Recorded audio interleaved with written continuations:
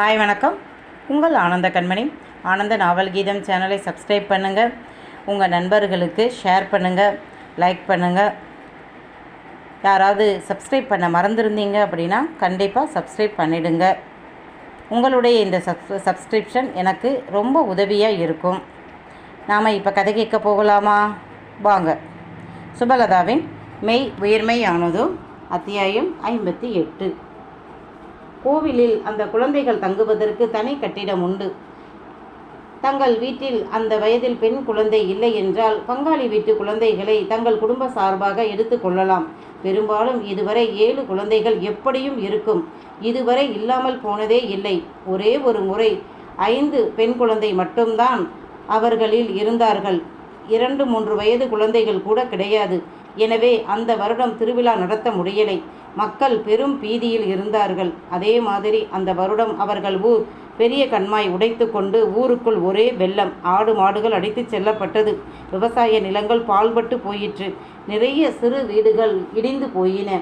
இப்படி ஊரில் அனைவருக்கும் சோகம்தான், நஷ்ட கணக்குதான். மறு வருடம் திருவிழா நன்றாக முடிந்த பிறகுதான் அனைவருக்கும் மன நிம்மதி. திருவிழாவிற்கு 4 மாதங்கள் முன்பே இந்த பெண் தெய்வங்களை தேர்ந்து எடுக்கும் வேலைதான் முதலில் நடக்கும். இந்த வருடமும் அப்படித்தான். ஆனால் அந்த நேரம்தான் சஞ்சனா பிரச்சனை வர வீட்டு ஆண்கள் எதிலும் கலந்து கொள்ளவில்லை. மற்றவர்களுக்கும் இவர்களை பார்த்து பேச சங்கடம். கோவில் காரியம்தான் என்றாலும் அந்த குடும்பத்தில் நடந்த விபரீதத்தை கேள்விப்பட்ட பிறகு யாரும் அவர்களிடம் சென்று பேச தயங்கினார்கள். அதே நேரம் கோவில் திருவிழாவை தள்ளி போட முடியாதே. எனவே அவர்களே பெண் குழந்தைகளை தேர்ந்து எடுக்க தொடங்கினார்கள். பெரும்பாலும் ஆண்களை விட பெண்கள் தான் இதில் ரொம்ப விவரமாக இருப்பார்கள். இந்த வருட திருவிழா முடியும் போதே அடுத்த வருடம் இந்த குழந்தைகள் வரும், இது வராது என்று சொல்லிவிடுவார்கள்.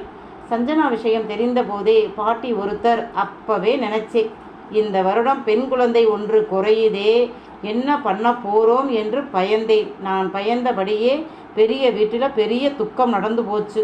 இப்போ பெண் பிள்ளையும் குறையுது. என்ன பண்ணுறது தாயி மகமாயி? ஏன் எங்களை சோதிக்கிற? எதை வேண்டுமானாலும் காசு கொடுத்து வாங்கிவிடலாம். ஆனால் குழந்தையை வாங்க முடியுமா? அதுவும் இந்த 7 குடும்பத்து ஆண் வாரிசுகளின் பெண் குழந்தைதான் வேண்டும். போன வருடமே இந்த பாட்டி சொல்ல ஆண்கள் தான், இப்போ ஏன் அதை பற்றி பேசுகிறீங்க, அப்போ பார்த்துக்கலாம் என்றார்கள். அவர்களுக்கும் அரசல் புரசலாக தெரியும், குழந்தையை திடீரென கொண்டு வர முடியாது. கூட்டம் போட்டு பேசி முடிவு செய்யும் முன் முகிலன் வீட்டில் இப்படி நடந்ததும் மற்றவர்கள் பின்வாங்கி விட்டார்கள். பிறகு இன்னும் 1 மாதத்தில் திருவிழா வந்துவிடும் என்ற போதுதான் பெரியவர்கள் முகிலனை வந்து பார்த்து விபரம் சொன்னார்கள். அப்போதுதான் தன்னுடைய தவறு அவனுக்கு புரிந்தது. என் குடும்ப சூழ்நிலையை நினைத்து கொண்டு கோவில் காரியத்தை மறந்து விட்டேனே என்று பெரியவர்களிடம் மன்னிப்பு கேட்டான். பரவாயில்லை தம்பி, நீ என்ன வேண்டுமென்றா செய்தாய், விடு, இப்போ என்ன வழி என்று கேட்க அவன் நேரடியாக அவர்களுடன் சென்று எல்லாருடைய வீட்டிலும் பெண் பிள்ளைகளை பார்த்துவிட்டு, ஆமாம், நீங்கள் சொன்ன மாதிரி 6 தான் வருது, இன்னும் ஒரு பெண் குழந்தை வேண்டும், அதுவும் 5 வயதிற்கு மேலேயும் 10 வயதிற்கு உள்ளேயும் இருக்கணும் என்றவன் வேறு வழியில்லாமல் விழித்தான். இந்த ஊரில் திருவிழா இல்லை என்றால் அக்கம்பக்கத்து ஊரார் கூட பயப்படுவார்கள். ஏனென்றால் ஏதாவது இயற்கை சீரழிவு, நோய் தொற்று இப்படி இந்த ஊரில் நடந்தால் அது சுற்றியுள்ள எல்லா ஊரையும் பாதிக்கும். இந்த வருடம் திருவிழா நடக்காது என்ற செய்தி ஊரெங்கும், ஏன் பக்கத்து ஊர்களிலும் காட்டு தீயாய் பரவியது.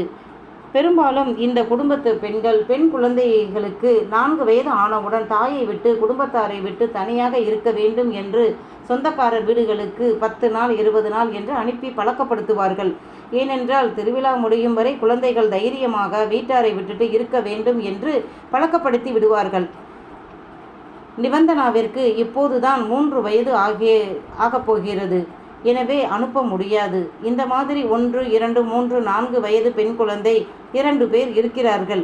அடுத்தடுத்த வருடங்களில்தான் சரியா வரும். முகிலன் அன்று இரவு முழுவதும் தோட்டத்தில் நடைபழகி கொண்டே இருந்தான். இப்போதும் கணவன் மனைவி தனித்தனியாகத்தான் இருந்தார்கள். ஆனால் இப்போது இயல்பாக குடும்ப விஷயங்களை பேசிக்கொண்டார்கள். அவர்கள் வீட்டிலும் மாலதி, நிஷாந்தி அந்த ஊர் திருவிழா பற்றி யாத்விகா கிட்ட சொல்லி இப்போ ஒரு பெண் குழந்தை குறைவதை பற்றியும் அதனால் இந்த வருடம் திருவிழா நடக்காதாம் என்றும் சொன்னார்கள். மறுநாள் வசந்தியை வரச் சொல்லி முகிலன் பேசினான். வசந்தி, நம்ம பெண்ணை ஊரறிய நம்ம பொண்ணு என்று சொல்ல போறேன். அது மட்டும் இல்லை, இனி பிரார்த்தனா ஊரறிய என் வாரிசா வளரணும். உனக்கு இதில் சம்மதமா? ஏன்னா என் அம்மாவை நந்தினியை பழிவாங்க வேண்டும் என்றுதான் என் குழந்தையை சுமந்து பெற்றாய்.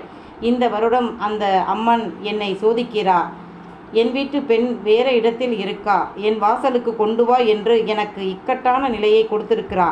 இப்போவாவது நான் இவ என் குழந்தை என்று சொல்ல மாட்டேனா என்று எனக்கு சோதனை வைக்கிறாள்.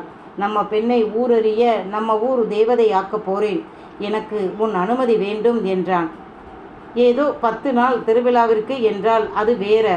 உங்கள் பொண்ணாக அவள் கோவிலில் தங்கிய பிறகு அவள் என் வீட்டிற்கு எப்படி வர முடியும்? எல்லாத்தையும் விட என் கழுத்தில் தாலி கட்டினவரை பற்றி யோசிக்கணும். என்னை ஏமாற்றித்தான் தாலி கட்டினார். ஆனால் அதற்காக அவரை பொது வெளியில் 4 பேர் 4 விதமாக பேசும்படி நான் விடமாட்டேன். நானும் அப்படி செய்ய சொல்லலையே. வசந்தி, என் பங்காளி வீட்டார் அனைவருக்கும் நான் ஒரு பெண்ணை விரும்பினேன். என் அம்மா என் திருமணத்திற்கு ஒத்துக்கலை. அதனால் நான் என் அம்மா மேல் கோபமாக இனி திருமணமே செய்ய மாட்டேன் என்று இருந்தது தெரியும். இப்போ என் பாட்டி புண்ணியத்தால் யாத்விகாவை திருமணம் பண்ணி கொண்டேன். திருமணம் பண்ணி என்ன பண்ண? அவளை ஒதுக்கித்தானே வச்சிருக்கீங்க. இது எவ்வளவு பெரிய பெண் பாவம். நீங்களும் ஒரு பெண்ணுக்கு தகப்பன், மறந்து விடாதீர்கள் என்றாள் வசந்தி. ஆமாம், என் மனைவிக்கு நான் நியாயம் செய்யலை. அதற்கு காரணம் எனக்கு ஒரு பெண் குழந்தை இருக்கு என்று சொல்லாமல் அவளை என் உரிமையாக்க எனக்கு மனசு வரலை. என்னையும் என் மகளையும் சேர்த்து அவள் ஒத்துக்கணும், ஏற்றுக்கணும். அப்போத்தான் எனக்கு நிம்மதியாக இருக்கும். அதே சமயம் பிரார்த்தனாவை உன்னிடம் இருந்து பிரித்து கூட்டி போகணுமே என்று எனக்கு சங்கடமாகத்தான் இருக்கு. எப்பவும் உனக்கு நான் நியாயம் செய்ய முடியாமலே போகுது. என் பெண்ணை நான் என்னுடன் அழைத்து சென்றால் நீ பெற்ற குழந்தையை பிரிய நேரும். அதுதான் உன்கிட்ட கேட்க வந்தேன் என்றான். எப்படி அறிமுகப்படுத்த போறீங்க? எனக்கும் என் காதலிக்கும் பிறந்த பெண் என் மகள் பிரார்த்தனா. அதை தாண்டி என் காதலியா இருந்தவளை பற்றி பேச வேண்டிய அவசியம் அங்கே இல்லை. என்னை தூண்டி துருவி யாரும் கேள்வி கேட்க மாட்டாங்க என்றான். சரி, மாதத்துக்கு 2-3 முறை மதுரைக்கு அனுப்பி வையுங்க. பள்ளிக்கூட லீவுக்கு அனுப்புங்க. என் மகள் படிக்க ஹாஸ்டலில் இருக்கிறாள்னு நான் நினச்சிக்கிறேன் என்றாள் வசந்தி. மகளை பிரிவது உயிர் போகிற வேதனைதான். அதே சமயம் அவளுக்கான அங்கீகாரம் கிடைக்கணும். என்னதான் கோமலவள்ளி நந்தினி கிட்ட நான் ஜெயித்து விட்டேன் பார் என்று காட்ட நினைத்தாலும் சமீப காலமாக அவள் கணவனுக்கு பிரார்த்தனா மீது பாசம் இல்லை. தகப்பன் யார் என்று தெரியாமல் இருந்திருந்தால் ஒருவேளை பாசமாய் இருந்திருப்பாரோ என்னவோ. வசந்தியின் மறு வடிவமாக இருக்கும் குழந்தையை ஏனோ அவன் கண்டுகொள்ளவில்லை. இவ்வளவிற்கும் மதுரையில் வீடு சம்பாதிக்க அவளுக்கு சின்ன மளிகை கடை அனைத்தும் சொந்தமாக முகிலன்தான் வாங்கி கொடுத்தான். மகளுக்கு தேவையான அனைத்தும் அவன்தான் செய்தான். ஏற்கனவே நந்தனை போலவே அவன் நண்பனும் சோம்பேறிதான். இப்போ அவன் குடும்பத்தை மகளுக்காக முகிலன் தாங்க இவன் வசதியாக மனைவி மளிகை கடையில் சம்பாதிக்கும் பணத்தில் வசதியாக காலம் கடத்தினான். எனக்கு ஏதாவது ஒன்று நடந்தால் என் காலத்திற்கு பிறகு என் மகள் பிரார்த்தனாவை இவர் நன்றாக பார்த்து கொள்ள மாட்டார் என்ற கவலை வசந்திக்கு இருந்தது. இப்போ அந்த தெய்வமே வழிகாட்டி இருக்கு. பிரார்த்தனா அவள் அப்பாவிடமே போய்விட்டால் உரிமையும் கிடைக்கும், பாதுகாப்பும் இருக்கும் என்று நினைத்தவள் சம்மதித்தாள். அவள் கணவனிடம் சொல்ல, அவன் பருத்தி புடவையா காய்ச்ச மாதிரி இருக்கு, ரொம்ப நல்லது என்று வெளிப்படையாகவே சொன்னான். இவன் இப்படித்தான் சொல்வான் என்று எண்ணித்தான் முகிலனிடம் சம்மதமே சொல்லிவிட்டு வந்தாள். மகளை கூப்பிட்டு வைத்து பேச நினைத்தாள். 6 வயது குழந்தைக்கிட்ட என்ன பேச முடியும்? பேசினால் புரியுமா? ஆனாலும், தனா, நீ இனிமேல் முகிலப்பா வீட்டில் இருந்து படிக்கிறியா?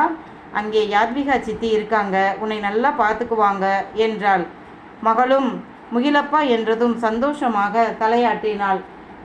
அறிவு மாமா கூட போகும்போது முகிலப்பா கடைக்கு போவாள். முகிலன் மகளை கொண்டாடுவான். அவள் கை நீட்டியதையெல்லாம் வாங்கி குவிப்பான். வீட்டில் இருக்கும் குமரப்பா கிட்ட கிடைக்காத அன்பும் பாசமும் முகிலப்பா கிட்ட கிடைக்கும். அவனை பார்த்ததுமே உப்பு மூட்டை ஏறிக்கொள்வாள்.